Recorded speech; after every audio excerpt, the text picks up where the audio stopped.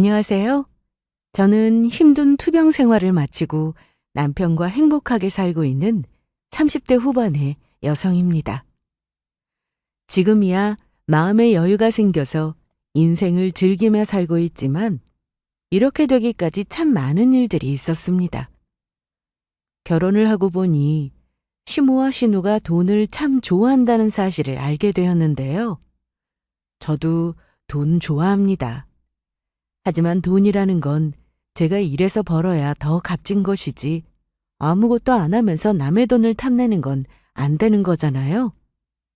그런데 시모는 점점 요구사항이 많아졌고 심지어 제가 암 수술을 받고 힘들게 버티고 있는 와중에 보험사에서 받은 진단금을 달라며 막말까지 했습니다.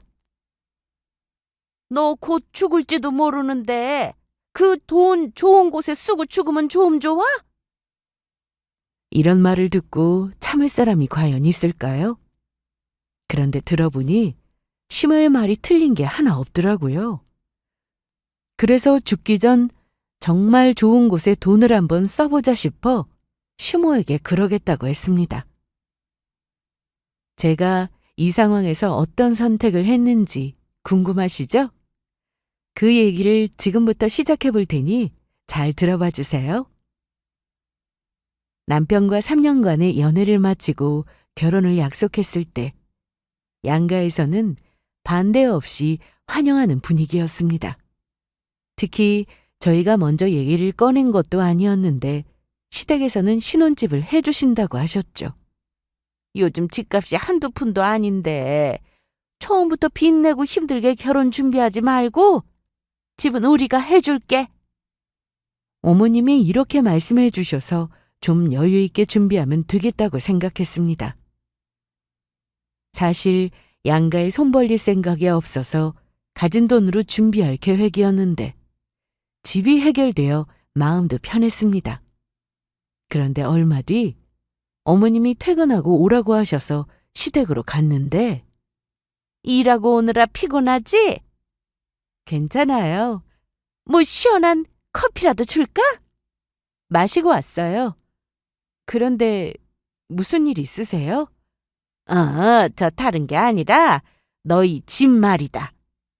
네, 일이 좀 잘 안 풀려서 그러는데 일단 1년 정도만 반전세로 살다가 그때 내가 집을 해주면 어떻겠나 싶어서. 저희가 집을 해달라고 한 것도 아니고 어머님이 처음부터 해주신다고 한 거였는데 갑자기 이렇게 말씀하시니 어떻게 해야 할지 모르겠더라고요. 하지만 불만은 없었습니다. 집을 물건 사듯 할 수 있는 것도 아니고 형편이 안 되는 거니 어쩔 수 없잖아요. 그래서 기약 없는 아파트는 포기하고 빌라 전세로 집을 구하게 됐습니다. 빌라도 둘이 살기 적당한 크기로 얻어서인지 대출은 받을 필요가 없었습니다. 시작이 약간 말이 좀 많았지만 오히려 시댁에서 받는 게 없으니 부담도 없고 좋았습니다. 시댁은 아버님은 안 계셨고 시누이와 어머님 이렇게 두 분이 사셨는데 저희가 신혼집에 들어갈 날 굳이 안 오셔도 된다고 말씀드렸지만 어머님은 본인이 꼭 와봐야 한다면서 오셨습니다. 그래서 정리를 해주시려고 그러나 싶어서 알겠다고 했는데 어머님은 아니 아저씨, 그건 여기 놓으시고 저 서랍장은 작은 방에 두세요. 시모는 이삿집 센터 직원분께 명령하듯 지시를 하셨고 제가 가구 위치를 다시 말씀드려도 글쎄 내 맘대로 해. 어른 말 들어서 나쁠 것 하나 없어. 살아보니 이렇게 두고 사는 게 편하더라고. 어차피 여기서 조금만 살다가 내가 아파트 해주면 이사 갈 거잖아. 가구 위치야 어머님이 가시면 얼마든지 바꿀 수 있으니 이날 사람들도 많은 자리에서 싸우고 싶지 않아 그냥 참았습니다. 그런데 친정에서 아무 도움도 안 받는다고 했을 때 엄마는 그래도 서운하다며 가전 하나는 좋은 거 해주겠다 하셔서 냉장고를 받았습니다. 죄신형이었는데 시모가 냉장고를 보시더니 괜히 꼬투리를 잡으시더라고요. 아니 코딱지 작지만한 집에 냉장고가 너무 크지 않니? 크기야 뭐 다 이 정도 하는데요. 답답해 보여. 여기 주방도 좁잖아. 엄마, 왜요? 동선에는 아무 지장 없는데. 그래도 내가 볼 땐 냉장고 때문에 집이 더 좁고 답답하다. 요리할 때도 불편할 것 같고. 그런데 여기까지는 그냥 이해하고 넘어갈 수 있었습니다. 작은 평수의 빌라여서 집 자체가 좁기도 했고 주방도 냉장고가 들어오니 꽉 차긴 했거든요. 제가 기가 막혔던 건 이 다음에 어머님이 하신 말씀 때문이었습니다. 그러지 말고 우리 집에서 쓰는 냉장고가 이것보다 작거든? 그러니까 이거랑 그거랑 바꾸자. 네? 아파트로 이사 갈 때 다시 가져가면 되잖아. 시댁에 갔을 때 제가 본 냉장고는 양문형이 아니었어요. 옛날에 많이 쓰던 윗칸은 냉동, 아래칸은 냉장으로 된 그 냉장고였습니다. 물론 그 냉장고도 좋죠. 하지만 이미 저희가 쓸 냉장고를 샀고 집이 좁아도 저희가 괜찮다고 하는데 시댁 냉장고와 바꾸자고 하니 좀 황당했어요. 남편은 농담인 줄 알고 엄마, 그건 아니지. 왜 웃어? 난 너희 생각해서 한 말인데. 아유, 됐어요. 냉장고가 있으나 없으나 여기 주방은 원래 좁은데 그냥 저희가 알아서 쓸게요. 저 역시 친정에서 사주신 냉장고라고 하면서 저희가 그냥 쓰겠다고 말씀드렸더니 어머님은 본인이 쓰려고 그러는 게 아니라 잠시만 맡아주려고 하는 거라고 하셨습니다. 결국 거절하고 괜찮다고 했는데 어머님은 저는 물론 남편까지 싫다고 하니 표정이 굳은 채로 가셨습니다. 저는 전문대를 나와 바로 취업해서 열심히 저축하며 살았는데 그 덕에 결혼 준비를 하는데 돈이 부족하진 않았습니다.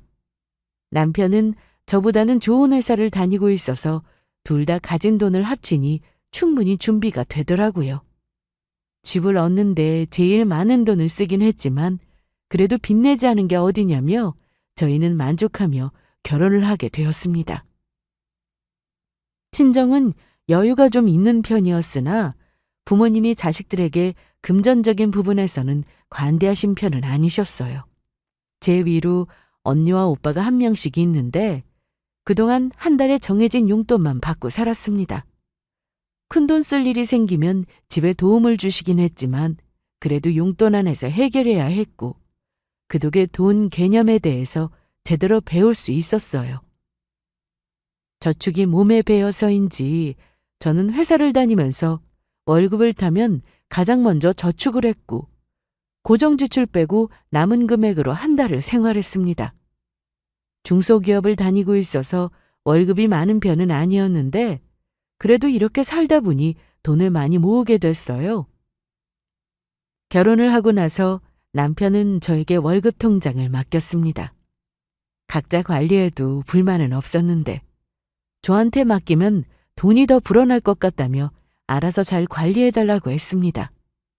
식을 올리기 전 저희 신혼집에서 어머님의 행동을 보고 대충 짐작은 했는데 결혼하고 나서 어머님은 여전히 저희 일에 간섭을 하셨습니다. 어머님은 그걸 애정이라고 하셨는데 제 입장에서는 간섭하는 것으로 느껴졌습니다. 그런데 남편이 중간에서 아주 대처를 잘했습니다. 어머님이 이상한 말씀을 하시려고 하거나 혹은 저에게 말도 안 되는 요구를 하는 것 같으면 알아서 끊었는데 제가 말 못하는 바보도 아니고 언제까지 남편이 이렇게 해줄 수도 없는 일이라 저도 할 말은 하며 그렇게 지냈습니다. 어머님이 이러시는 이유는 다 있었습니다. 남편에 대한 기대가 컸기 때문이죠. 결혼을 하고 얼마 되지 않았을 때 시댁에 가서 같이 식사를 하던 중이었는데 남편이 잠깐 자리를 비운 사이 거실 벽에 걸려있던 남편의 졸업사진을 보시며 어머님이 저에게 이러시더라고요. 우리 정우가 인물이 참 좋아. 그렇지? 맞아요. 그래서 솔직히 너랑은 안 어울린다 생각했는데 너희가 좋다는 걸 내가 어쩌겠어? 이런 말을 듣는데 옆에 신우도 있었고 얼굴이 좀 화끈거렸습니다. 누가 봐도 외모 비하였는데 식사 자리에서 언성을 높일 수도 없고 해서 그냥 넘겼어요. 뭐 이런 일 말고도 정말 많았습니다. 남편은 저와 달리 인서울 4년제를 나왔고 회사도 이름을 말하면 누구나 알 수준의 회사를 다니고 있었으니 전문대졸에 중소기업 다니는 제가 성에 찰 리가 없었죠. 그래서 이 핑계 저 핑계 대며 저희 집에 정말 자주 오셨습니다. 저는 평소 사치를 좋아하지 않아서 옷이나 가방을 보면 브랜드보다는 보세가 많았어요. 신발의 경우 운동화는 브랜드를 사는 편이었지만 그래도 치장하는데 많은 돈을 쓰지는 않는 편이었습니다. 그런데 이런 저에게도 유일하게 딱 하나 취미가 있었는데 그건 바로 네일 아트였습니다. 한 달에 한 번 샵에 가서 손톱을 관리했는데 관리라고 해봤자 손톱 라인 정리하고 예쁜 컬러로 칠하는 게 전부였어요. 그래서 돈은 얼마 들지 않고 대신 기분 전환이 되고 좋았습니다. 결혼 전 남편과 연애하면서 어머님을 만났을 땐 제 손톱을 보시고 예쁘다고 손관리 잘한다고 하셨던 분이었어요. 하지만 저희 집에 오셔서 제가 모아놓은 네일아트 용품 정리함을 보시더니 이게 다 뭐야? 자주 가던 네일샵이 여기선 좀 멀어서 이제 집에서 좀 해보려고 샀어요. 세상에, 너무 많은 거 아니야? 이걸 한 번에 다 샀어? 아니요, 그냥 조금씩 사다 보니 좀 많아졌어요. 이제 결혼도 했고 아가씨도 아닌데 유부녀가 이러는 건 보기 안 좋아. 그러면서 혹시나 자기 아들 돈으로 사는 건 아니냐며 의심의 눈초리로 저를 보기도 하셨는데 아니라고 했더니 계속 유부녀라고 하시며 웬만하면 다 치우라고 하셨습니다. 뭐 여기까지도 그냥 참을만 했어요. 그런데 결혼해서 어머님을 직접 겪어보니 돈을 정말 좋아하는 사람이라는 걸 알게 됐습니다. 신우도 마찬가지였고요. 저도 돈 좋아하는데 시모나 신우는 그 정도를 넘어섰고 돈 밝히는 걸 보면 진짜 치가 떨릴 정도였습니다. 신우는 나가서 노는 걸 좋아하는 사람이라 어쩌다 한번 시댁에서 마주치는 게 전부라 별 신경이 안 쓰였는데 문제는 시모였어요. 어머님은 다른 사람의 돈을 쓰는 것을 굉장히 좋아하셨습니다. 어머님 여행 가신다고? 언제? 다음 주에 가신대, 일본으로. 아, 그래서 캐리어 물어보셨구나. 캐리어? 아까 낮에 일하고 있는데 캐리어 작은 거 있냐고 하시길래 있다고 했더니 빌려달라고 하셨거든. 자기 거 빌려드려도 돼? 왜 안 돼? 당연히 되지. 어머님은 총 5남매라고 하셨는데 5집이 매달 돈을 모아서 어느 정도 모이면 그 돈으로 여행을 다니신다고 하더라고요. 이번에도 그 회비로 일본 여행을 간다고 하셨습니다. 그래서 저는 캐리어를 드릴 때 가셔서 쓰시라고 용돈을 조금 드리고 왔습니다. 그랬더니 아주 좋아하시더라고요. 어머, 이게 뭐니? 많진 않은데 가셔서 쓰세요. 기념품도 사시고. 고마워. 여행 잘 다녀오세요. 그래, 가서 전화하마. 그런데 어머님은 여행을 다녀오시고는 캐리어를 주겠다고 주말 아침 집으로 찾아오셨습니다.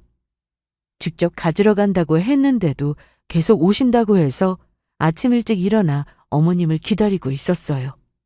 나왔다. 여행은 즐거우셨어요? 그럼. 그런데 네가 준 돈 말이다. 네. 그걸로 별로 못 샀어. 난 아주 넉넉히 넣은 줄 알았더니 네 말대로 조금만 넣었더라. 다음엔 좀 더 드릴게요. 그래. 그런데 우리 청우는 아직 차니? 네, 어제 늦게 들어왔거든요. 청우는 어릴 때부터 잠이 참 많았는데 여전하네. 아침은 드셨어요? 나 먹고 왔어. 차릴 필요 없다. 가방만 주고 갈 거야. 그런데 제가 캐리어를 돌려받았는데도 어머님은 가실 생각을 안 하셨습니다. 저는 너무 피곤해서 하품을 연신했는데 어머님은 여행 얘기를 하시느라 저는 신경도 안 쓰셨습니다. 일본 좋더라. 음식도 맛있고 호텔도 좋았고. 그러셨어요? 넌 가봤니? 딱 한 번이요. 그랬구나. 그런데 나 이번 여행 거의 공짜로 다녀왔다? 회비로 가신 거 아니었어요? 회비는 맞는데 내가 그동안 회비를 안 냈거든. 가족이라 회비를 안 내도 그 사람만 빼고 가는 게 아니라 일단 같이 가긴 하는데 나중에라도 회비를 낼 생각은 아예 안 하셨습니다. 그러면서 돈 안 내고 해외여행을 다녀왔다고 저한테 자랑하듯 말씀하시는데 저렇게까지 하셔야 하나 싶은 생각도 들었습니다. 그런데 저희가 빌라에서 산 지 1년 정도 지났을 때 어머님이 오셔서는 갑자기 학가 얘기를 하셨습니다. 내가 너희한테 1년 반만 기다리라고 했잖아. 아파트 해준다고. 저희 괜찮아요. 여기서 좀 더 살다가 아파트 전세 알아보려고요. 아니 왜? 내가 약속까지 했는데? 지금 사는 집도 뭐 나쁘지 않아서 여기서 좀 더 살아도 괜찮고요. 아니 내 말 한번 들어봐. 내가 아파트 해주면 너희 전세로 안 살아도 되잖아. 안 그래? 내가 지금 알아보고 있는 아파트가 30평대인데 신축은 아니지만 그래도 방도 3개, 화장실도 2개니까 얼마나 좋아? 저희 그렇게 큰 집 당장 필요 없어요. 우리 다 같이 살려면 방 3개는 되어야지. 네? 나랑 우리 수영이 그리고 너희랑 같이 살면 좋잖아. 한 집에서 다 같이 살면 생활비도 적게 들고 내가 이렇게 너희 집에 올 때마다 드는 교통비며 시간이며 절약할 수도 있고 말이야. 어머님의 얘기를 들어보니 아파트를 해주긴 할 건데 저희 빌라 보증금과 시댁을 처분해서 부족한 건 대출을 받자는 거였습니다. 제가 그건 좀 아닌 것 같다고 그 자리에서 바로 말씀을 드렸는데도 어머님은 계속 이게 정답이라며 고집 피우지 말라고 하셨습니다. 그런데 그때 남편이 퇴근하고 집에 왔고 이 얘기를 듣게 되자 남편 역시 엄마, 합가는 결혼 전에도 전혀 언급한 적 없는데 왜 그래요? 가족끼리 다 같이 모여 살면 좋잖아. 저희 신혼이에요. 그리고 살 집이 없는 것도 아니고요. 그 아파트 안 해주셔도 되니까 저희 집에 너무 신경 안 쓰셔도 돼요. 어머님은 남편까지 합가를 거절했는데도 끝까지 잘 한번 생각해 보라고 하시면서 가셨습니다. 뭐 상황 따라 시어머니를 모시고 살 수도 있겠지만 조건이 너무 안 좋았습니다. 아파트는 저희가 고를 수도 없었고 특히 위치는 무조건 시댁 근처만 가능했어요. 시댁은 저나 남편의 회사에서 거리가 상당했고 지금 사는 빌라도 회사에서 거리가 있는데 그래도 지하철이 바로 앞이라 교통편이 좋아서 선택했거든요. 하지만 시댁은 교통편도 좋지 않았습니다. 결혼 전부터 학가 얘기가 한 번이라도 나왔다면 모를까. 갑자기 이러시니 저나 남편이나 거절할 수밖에 없었습니다. 저희는 빌라에서 2년을 꽉 채우고 회사에서 좀 더 가까운 곳으로 아파트를 얻었습니다. 아직 사는 건 부담이라 전세를 구했는데 둘 다 맞벌이로 돈을 버니까 전세로 좀 더 살다가 집을 살 생각이었습니다. 그러던 어느 날 저는 회사에서 건강검진을 받고 몸에 문제가 생겼다는 걸 알게 되었습니다. 건강검진을 받고 나서 정확히 6일 만에 급한 전화 한 통을 받았어요. 위내시경을 진행하면서 용종이 있어 조직검사를 진행했는데 이것 때문에 병원으로 빨리 나오라고 했습니다. 그 전화를 받고 너무 무서워서 남편에게 얘기한 뒤 저는 같이 병원으로 갔어요. 설명을 들으니 암세포가 너무 안 좋다고 했고 들어도 잘 모르겠는 용어를 쓰셨는데 제 귀에는 아무 말도 들리지 않았습니다. 슬라이드랑 검사 결과지 소견서를 챙겨준다며 빨리 큰 병원 가서 검사를 받아보라고 하는데 아무 말도 안 나오고 의사 앞에서 내내 눈물만 쏟다 나왔습니다. 현지야, 울지 말고 병원부터 예약하자. 요즘 암이어도 치료받으면 경과도 좋고. 그래도 무서워. 어떡해. 남편은 겁에 질린 저를 꼭 안아주었고 잘 될 거라는 말만 반복했습니다. 그런데 저만 이런 게 아니라 남편 역시 무섭게 마찬가지였을 겁니다. 제 앞에서 같이 울어버리면 제가 더 힘들 거라는 걸 잘 알아서 딱 봐도 참는 게 눈에 보였거든요. 이왕 일이 이렇게 된 거 운다고 해결되는 것도 아니고 해서 남편의 말대로 병원 예약부터 했습니다. 그리고 한참을 기다려 예약일에 병원으로 갔는데 절망적인 얘기를 듣게 되었습니다. 많이 안 좋은가요? 위치가 좀 안 좋아요. 위를 절제해야 할 것 같은데. 얘기를 들어보니 저의 경우 내시경 시술은 해당이 안 된다고 했습니다. 이날 저는 CT와 폐활량 검사, 피 검사, 내시경, 폐 엑스레이까지 여러 검사를 받았는데 오후 늦게나 되어서야 병원을 나왔습니다. 그래도 의사 선생님께서 희망적인 얘기를 해주면 좋았을 텐데 내내 표정이 어두웠고 계속 안 좋다는 얘기만 하니 병원을 나와서 꾹 참았던 눈물이 또 주르륵 흘렀습니다. 남편도 이날은 제 앞에서 눈물을 보였는데 진짜 아주 조금의 희망도 보이지 않았던 그런 날이었어요. 병원에서 예약해준 입원 날짜가 하루 앞으로 다가오자 저는 아무 생각하지 않고 수술이 잘 되기만을 바라며 짐을 챙겼습니다. 입원은 일주일 정도 생각하면 된다고 했고 그에 맞게 준비 목록을 적어놨는데 사실 제가 한 건 없었어요. 거의 다 남편이 가방을 싸주었습니다. 칫솔하고 치약 넣었고 이거는 뿌리는 샴푸래. 그리고 머리끈도 넉넉히 챙겼고 마스크랑 양말이랑 노트북까지. 빠진 거 있나 봐봐. 없어. 지금 3번째 확인하고 있잖아. 고맙게도 남편이 같이 있을 예정이어서 두려움이 좀 덜했습니다. 일부러 친정이나 시댁에는 이 소식을 늦게 알렸는데 특히 엄마가 하시면 기절하실 일이라 최대한 미루다가 입원을 하고 나서야 말씀드렸습니다. 아니 너 어떻게 그런 일을 이제야 말해? 엄마 이럴 줄 알고. 병원 어디야? 엄마 지금 갈게. 와도 병실에 못 들어와. 나도 외출 어렵고. 정우 씨 있으니까 걱정 말고 계세요. 전화 드릴게요. 친정에서도 제 상황을 다 알게 되고 나니 속이 좀 편했습니다. 저는 입원한 지 3일차에 수술을 받았습니다. 수술실에 들어가기 전까지 남편과 좋은 얘기만 하고 실컷 웃다가 들어갔는데 수술이 끝난 뒤 고통이 시작됐습니다. 손등은 주사바늘로 멍투성이었고 먹고 싶은 건 많은데 침을 삼킬 때마다 식도와 등에서 통증이 느껴졌어요. 딸꾹질이라도 할 때면 욕이 나올 만큼 아팠습니다. 수술한 지 4일차가 되자 병원에서는 일기로 추정된다고 했는데 정확한 건 2주 뒤 조직검사를 해보고 알려준다고 했습니다. 원래 일주일 예상하고 병원에 왔는데 저는 수술한 지 9일차에 퇴원을 하게 되었습니다. 그동안 남편이 고생을 정말 많이 했는데요.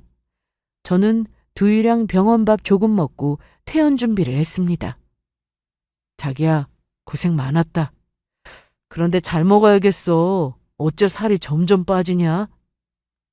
그렇게 운동해도 살 안 빠지더니 좋은 거 아니야? 좀 살만하구나. 농담도 하고. 어쨌든 수술했고 이제 받아들여야지. 솔직히 이런 현실이 너무 싫었어요.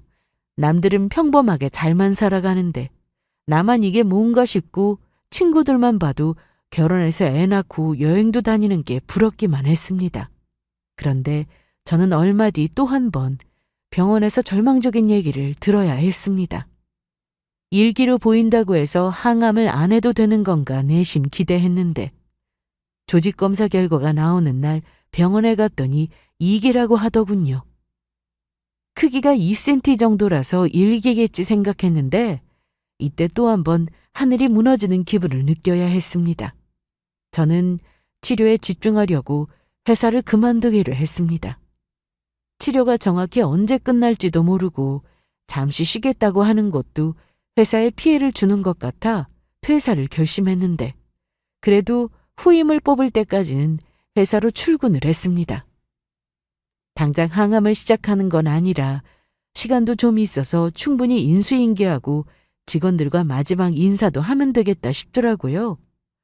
친정 부모님은 제가 항암까지 해야 한다는 말에 또 우셨지만 아빠의 잔소리로 엄마는 이제 울지 않는다고 하셨고 벌써부터 위암 환자 식단을 다 짜놨다며 치료만 잘 받으라고 하셨습니다. 그런데 시댁은 분위기가 좀 달랐습니다. 처음에 제가 위암으로 수술을 받아야 한다고 했을 때 시모는 걱정을 해주셨는데 그게 진심이 아니었나 싶을 정도로 시모는 제 몸 상태에 대해서 별 관심이 없는 것 같았습니다. 저는 오전에 회사 일을 마치고 병원에 가서 항암 일정을 잡고 돌아왔는데 시모가 오랜만에 제가 보고 싶다며 집으로 오셨습니다. 어머나 세상에. 살이 너무 빠졌다. 그래요? 넌 얼굴에 살이 있을 때가 더 보기 좋았는데 살 빠지니 보기 싫다. 아픈 사람한테 저런 말을 하는데 듣기가 좀 싫었습니다. 그래서 빨리 가셨으면 했는데 어머님이 이러시더라고요. 우리 정우한테 병원비는 어떻게 해결했냐고 하니까 네가 보험을 잘 들어둬서 걱정 없다고 하더라. 맞니? 네, 병원비 걱정은 안 하셔도 됩니다. 이런 말씀을 하셔서 걱정돼요 그러시나 싶었는데 그게 아니라 제가 보험을 잘 들어뒀으니 진단금이 얼마나 나오는지 알고 싶어 물어보신 거였어요. 병원에서 암이라고 했을 때 바로 청구를 했어야지. 여태 안 하고 뭐 했어? 수술하고 나서 조직검사 결과가 최종이라 이제 준비해서 청구할 거예요. 그래서 얼마 준대? 네? 아니, 궁금해서 그렇지. 친정에서 아플 때 돈까지 없으면 안 된다며 지인 중 보험 설계를 오래 하신 분께 부탁해서 보장이 잘 되게 보험을 들어주셨는데 직장 생활을 시작하면서부터는 제가 보험료를 냈습니다. 암튼 부모님 덕분에 이번에 제가 받을 진단금이 좀 많았는데 평생 비밀로 할 수 있는 것도 아니고 해서 말씀드렸습니다. 그렇게나 많이 줘? 너 보험 진짜 잘 들었다. 뭐 궁금하시니까 물어볼 수 있는 질문이라 생각했습니다. 하지만 시모는 제가 앞으로 어떤 치료를 받아야 하고 수술하고 나서 몸은 어떤지 이런 것도 물어봐 주실 줄 알았는데 그런 질문은 전혀 하지도 않으시고 오히려 보험금에 대해서만 물어보셨어요. 몸도 힘든데 시모까지 자꾸 이상한 말을 하니 축축 처지더라고요. 금방 갈 거라고 하시더니 결국 남편 퇴근하면 얼굴이나 보고 가야겠다고 하시며 저녁 늦게까지 계시다 가셨습니다. 얼마 뒤 저는 항암 때문에 병원에 갔는데 난자 보호를 위해 산부인과와 협진해서 2박 3일간 입원을 하게 되었습니다. 항암이 얼마나 힘든지는 이미 여기저기 찾아보고 들은 얘기가 많아 알고 있었는데 막상 직접 겪어보니 고통이 정말 심했습니다. 밥을 못 먹는 건 물론이고 퇴원 후 집에 와서 남편 앞에서 헛구역질을 얼마나 했는지 그런데도 남편은 다 받아줬고 집에 있는 동안 내내 누워만 있었습니다. 수술 후 첫 항암을 맞고 집에 있는 동안 몸무게를 쟀더니 수술 전보다 10kg나 빠졌더라고요. 정말 이러다 안 되겠다 싶은 생각에 모든 입에 맞는 음식을 먹고 운동도 시작했습니다. 살려고 운동한다는 말이 이래서 나온 말이구나 싶었어요. 그렇게 항암을 맞고 일주일간 잘 버티고 휴약기를 가졌습니다. 친정엄마는 남편이 출근하고 나면 집에 오셔서 밥도 챙겨주시고 집 청소도 해주셨는데 죄송하고 또 감사했어요. 주말에는 남편이 집에 있으니 엄마가 가셨는데 그걸 아시고 어머님이 찾아오셨습니다. 오셨어요? 그래, 현지는. 어머님 오셨어요? 그래, 얼굴이 반쪽이 됐네. 내가 반찬 좀 만들어 왔는데 먹을 수 있으려나? 그런데 아프기 전에도 어머님 반찬은 소금이 많이 들어가서 저는 물론 남편도 잘 안 먹었는데 어머님은 그대로 반찬을 해서 가져오셨습니다. 아직 냄새 때문에 힘든 상태여서 방에서만 생활했는데 어머님은 만든 성의를 봐서라도 좀 먹어보라고 하셨습니다. 엄마, 두고 가시면 제가 챙겨줄게요. 그래도 나 현지가 먹는 거 보고 싶어서 그래. 얼른 이리 와. 앉아봐. 어머님, 죄송해요. 제가 요즘 속이 너무 안 좋아서요. 아니, 그 정도야? 네, 좀 좋아지면 먹을게요. 안 되겠다. 가서 좀 누워. 알았어. 어머님, 저 좀 누울게요. 그래, 그래라. 그렇게 저는 안방에 들어와 침대에 누웠는데 밖에 시모가 있으니 마음이 편하진 않았습니다. 그래도 속이 안 좋고 어지러울 땐 한숨 자는 게 최고라 억지로라도 잠을 청해보려고 했는데 밖에서 갑자기 시모와 남편이 싸우는 소리가 들렸습니다. 아, 엄마. 그런 얘기 하실 거면 가세요. 내가 그런 말도 못해? 말이 되는 소리를 하셔야죠. 수영이가 남이야? 네 동생이야. 하나뿐인 네 동생. 내가 뭐 대출 받아서 돈 달라고 했냐? 그냥 말이라도 해봐. 혹시 알아? 알겠다고 하고 줄지? 안 들은 걸로 할게요. 저도 피곤해서 쉬고 싶으니까 오늘은 그만 가세요. 엄마가 옆에 있으면 못 쉬어? 엄마 좀! 무슨 일인가 싶어 나가보려고 일어났는데 그때 현관문 소리가 크게 들렸습니다. 자기야, 왜 그래? 어머님 가셨어? 왜 일어났어? 싸웠어? 아니야. 가시라고 했더니 기분이 안 좋으셨나 봐. 자세히 물어도 얘기를 안 해주길래 그냥 말았는데 주말이 지나고 월요일 아침부터 시모에게 전화가 왔습니다. 여보세요? 네, 어머님. 그래, 몸은 좀 어때? 괜찮아요. 사돈은 오셨고? 오늘은 엄마가 일이 있다고 하셔서 점심 지나서 오신대요. 그래? 다른 게 아니라 내가 할 말이 있어서 전화했는데. 말씀하세요. 그런데 이날 시모가 저에게 전화로 한 말은 정말 어이없는 말이었습니다. 보험금 말이야. 보험금이요? 너 암 진단금 그건 왜요? 정우한테 무슨 얘기 못 들었어? 네. 하나뿐인 네 신우가 결혼 얘기 오가는 중인데 너 가만히 있을 거야? 아가씨가 뭐 필요한 거 있대요? 필요한 거야 많지. 너도 결혼해봐서 알 거 아니야. 제일 필요한 게 뭐였어? 집이잖아. 그렇죠. 그런데 신우와 결혼할 남자가 늦게 취업해서 돈도 많이 못 모았고 집에서는 집을 해줄 만한 형편도 못 된다고 했습니다. 그래서 저는 대출받아서 집을 얻어야겠네요 했는데 아니 그럼 아파트는 내 돈 하나 없이 다 대출받아 장만하라는 거야? 아가씨 직장 생활 오래 해서 모은 돈 좀 있지 않아요? 있긴 뭐가 있어. 놀러 다니면서 쓰기 바빴지. 그래서 말인데 네가 좀 도와줄 수 없겠어? 둘이 신혼집을 경기도 쪽으로 얻는다고 하는데 그쪽은 서울보다 아파트가 좀 싸더라. 20평대면 충분할 것 같고. 필요한 가전 있으면 제가 선물할게요. 그런데 시모가 바라는 건 가전이나 가구 이런 것들이 아니었습니다. 제 암 진단금 전부를 바라고 있었어요.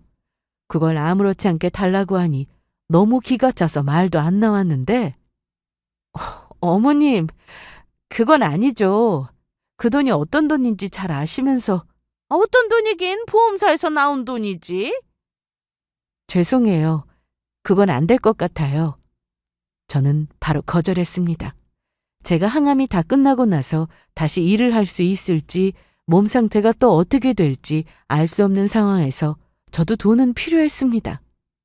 아니 정우 혼자 벌어도 너희 둘이 충분히 먹고 살잖아. 그래도 이건 아닌 것 같아요. 어쩜 정우랑 똑같이 얘기하니? 섭섭하다.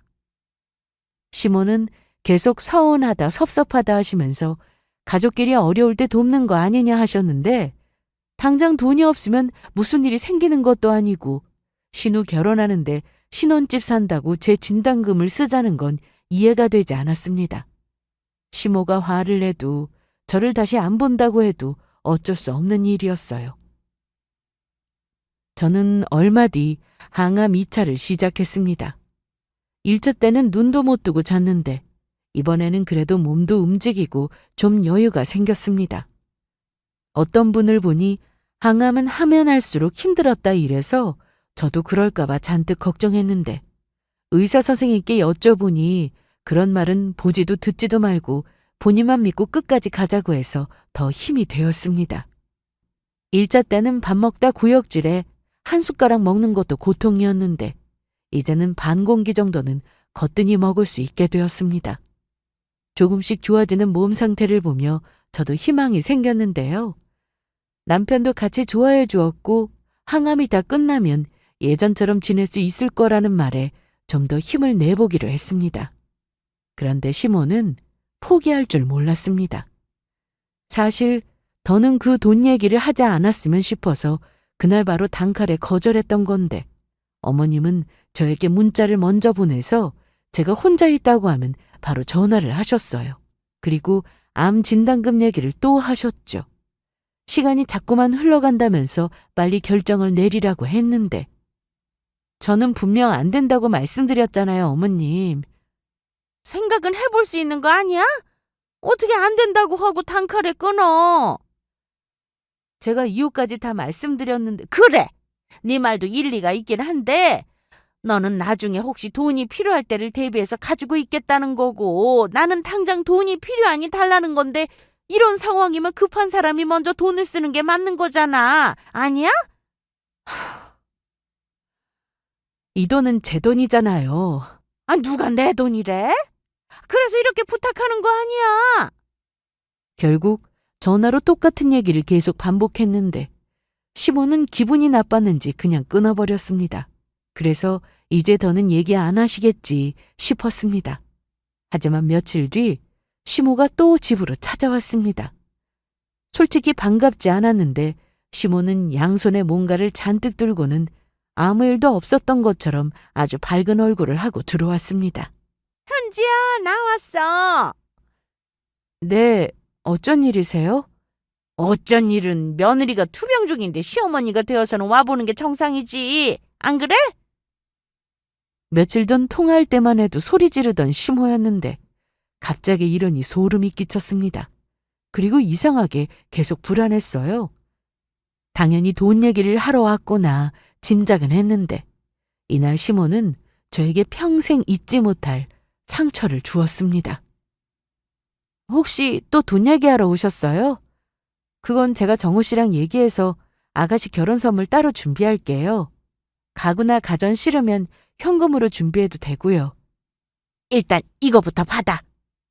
뭔데요? 암 환자는 잘 먹어야 하잖아.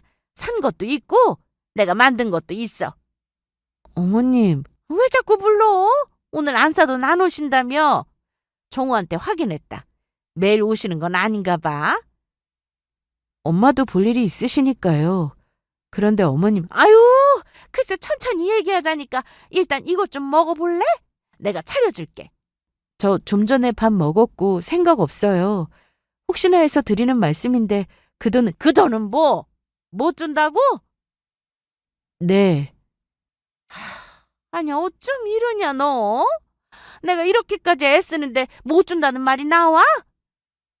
시모는 제 입에서 진단금을 주겠다는 말이 나올 때까지 있을 기세였습니다. 그래서 싫다고 몇 번이나 말씀드렸는데 시모가 이런 말을 하더군요. 살면서 좋은 일도 하고 그러면 좀 좋아? 넌 어떻게 너밖에 몰라? 아, 왜 이렇게 이기적이냐고? 제가 이기적이라고요? 그래, 내 딸, 아니 너한테 하나뿐인 신호가 돈 없이 결혼해서 힘들게 살면 좋겠냐? 너 지금 꼴을 보니까 얼굴에 핏기 하나 없고 당장이라도 쓰러질 것 같이 말랐는데 시어머니한테 파락파락 대들 힘은 있냐? 막말로 너 죽을지도 모르는데 좋은 곳에 쓰고 죽으면 좋지 않아? 뭐라고요? 수술 후 항암까지 겨우겨우 버티는 중인데 시모의 눈에는 그저 죽을 날만 기다린 환자로 보였나 봅니다.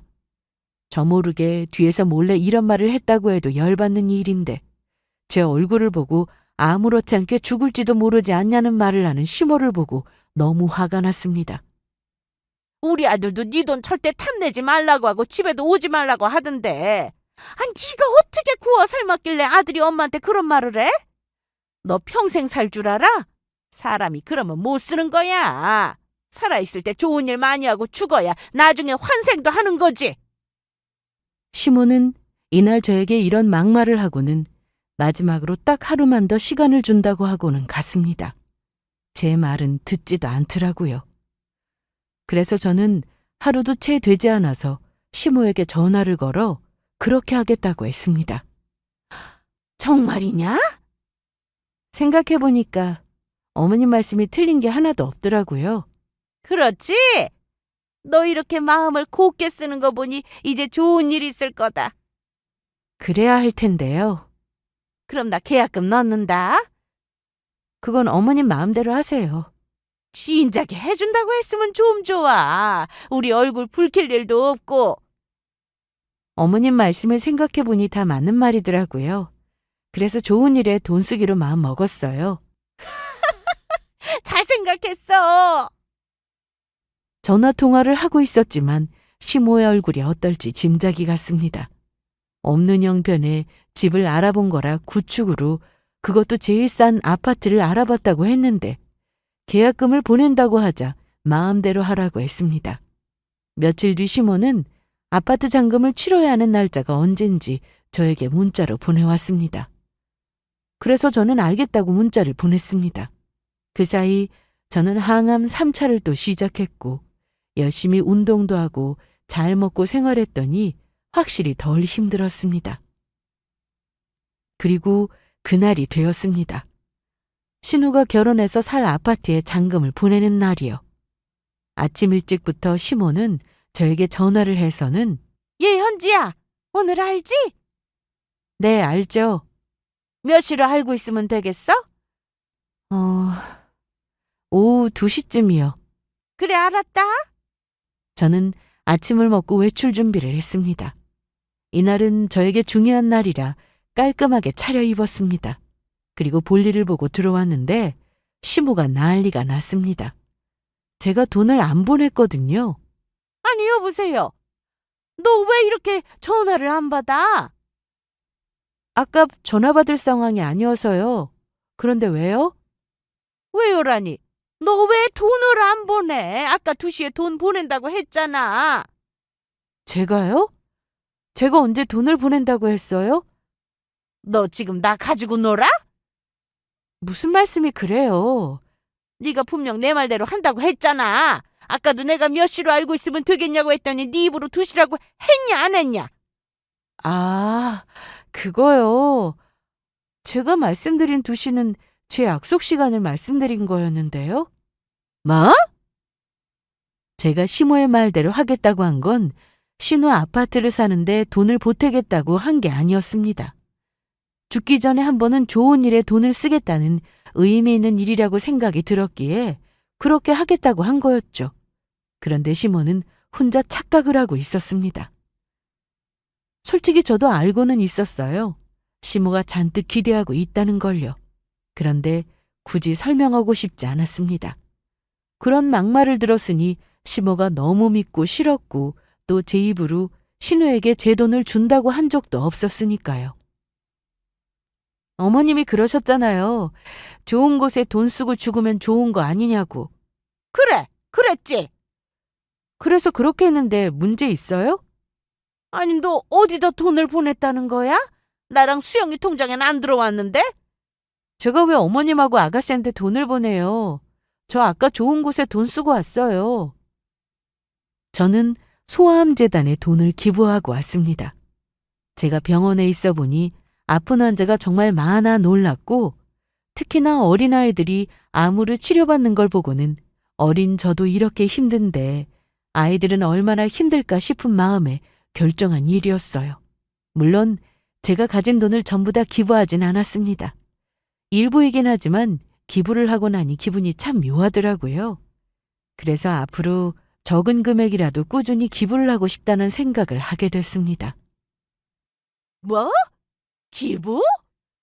네, 야, 너 이게 지금 뭐 하는 짓이야? 잔금 못 내면 취소되는 거 몰라? 계약금 날린다고! 시모는 갑자기 욕을 하기 시작했는데 왜 욕을 하세요?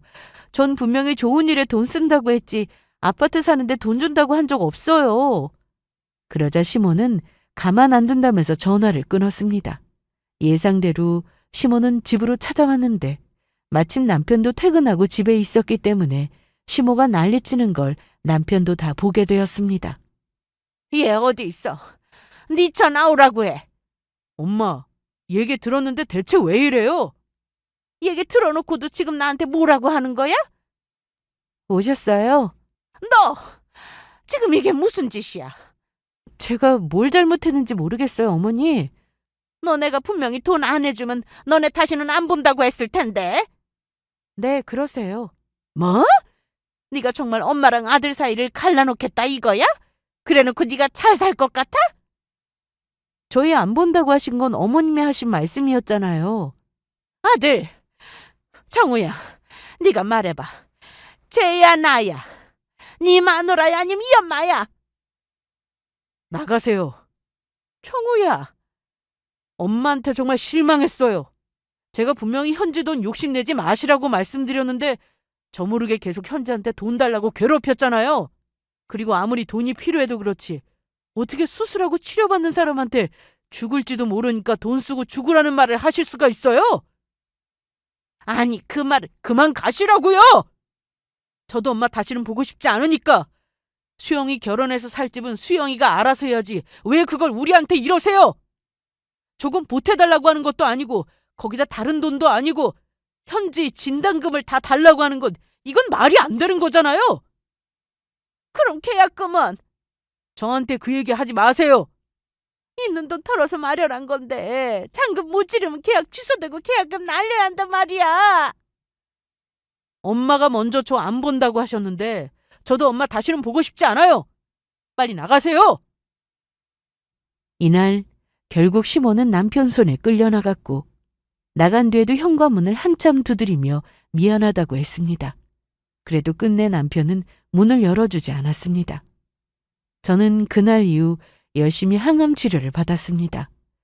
시모가 저에게 한 짓 때문에 상처도 받고 스트레스도 컸지만 치료가 먼저였기에 잊으려고 애썼습니다. 그런데 얼마 뒤 신우가 남편에게 전화를 했습니다. 왜? 그래서 네가 병원 모시고 가면 되잖아. 엄마 일로 나한테 더는 연락하지 마. 왜 그래? 아가씨야? 계약금 날리고 엄마가 화병 난 건지 알아 누웠다고 하네. 당신은 가봐야 하지 않아? 내가 왜? 엄마 저러는 거 하루 이틀인 줄 알아? 옛날에도 그랬어. 원하는 대로 안 되면 아픈 척하고 지긋지긋하다. 그런데 어머님이 약을 먹고도 낫지 않아 병원에 가서 검사를 받다가 암이라고 했답니다.